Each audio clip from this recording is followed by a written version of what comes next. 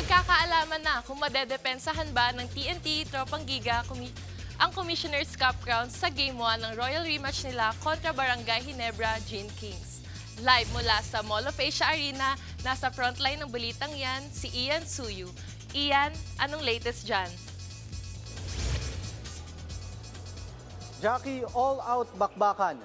Yan ang tema ng serye ngayon na Royal Rematch sa pagitan ng TNT Tropang Giga at Barangay Ginebra San Miguel sa pagsisimula ng PBA Commissioner's Cup Finals dito sa Mall of Asia Arena. 100% ready na nga ang magkabilang koponan para sa mahaba-habang serye ngayon. Ang defending champions na TNT, aminadong nasa kanila ang pressure, lalo't kailangan nilang patunayan na sila pa rin ang best team sa liga. Challenge rin sa kanila lalo't sasabak sila sa finals na wala si veteran guard Jason Castro dahil sa injury. Kagagaling lang ng TNT sa semifinal victory kontra sa Rain or Shine Elasto Painters. Inaasahang dala pa rin nila ang malakas na opensa sa pangunguna ng import na si Ronde Hollis Jefferson.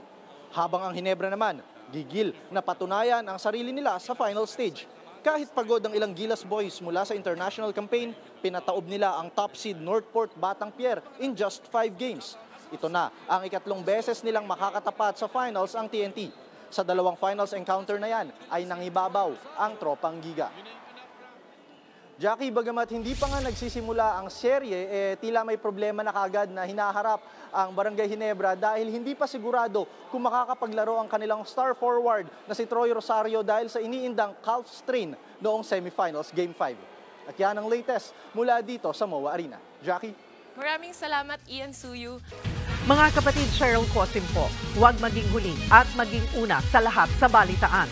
Para sa tuloy-tuloy na talakayan sa Frontline, mag-follow at mag-subscribe sa social media pages ng News 5.